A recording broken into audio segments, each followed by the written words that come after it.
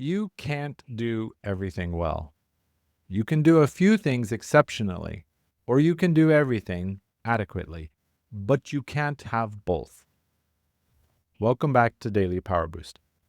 On Monday, we talked about the opportunity avalanche, when every yes starts to bury you.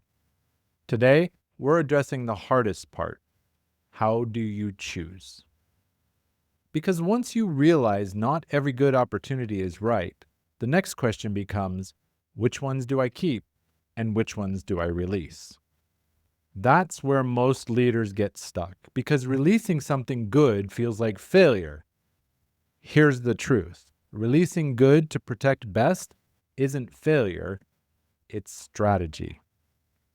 A few years ago, a mentor of mine told me about a client he was coaching.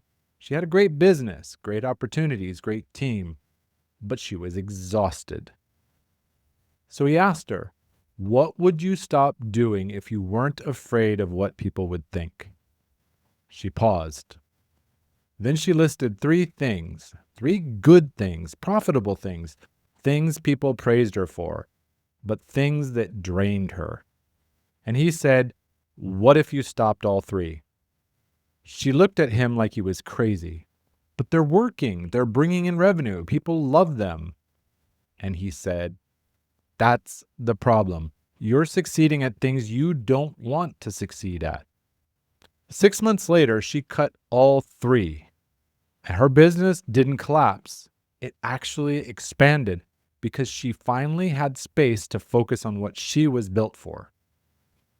When he told me that story, it changed how I see strategy. Here's what happens when you don't subtract. You keep adding more projects, more partnerships, more opportunities, and you tell yourself, I'll figure out how to make it all work. But addition without subtraction, that's not growth. It's dilution. Because the more you add, the thinner you spread. The more you say yes to, the less present you are for any of it. You're doing 10 things at like 60% efficiency when you could be doing 3 things at 100%. Here's the shift. Strategy isn't about what you add. It's about what you eliminate. The best leaders aren't the ones doing the most. They're the ones doing the right things and ruthlessly eliminating anything else. Because every good thing you keep is taking space from something better. Let me reframe what the strategy actually is. Strategy is deciding what not to do. It's saying, this is good, but it's not the best, so I'll release it. Here's the filter. Ask yourself, if I could only do 3 things this year, what would they be? Write them down. Look at everything else you're doing. That's what you subtract. Not because it's bad, but because it's not the best. That subtraction, that's what we're practicing on our next episode. The FOMO tax, what you pay when you can't say no. Because once you know what to eliminate, the next challenge, doing it. That requires letting go of the fear that you might miss out. But first, let me wrap up today.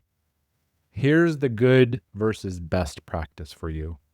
Write down this question. If I could only do 3 things this year, what would they be? And be ruthlessly honest with yourself. Not what you should do, not what looks good, what actually matters the most. Then look at your current commitments. Circle the ones that align with your top 3. Cross out anything that doesn't. The crossed out items, that's your subtraction list. Releasing them is not failure.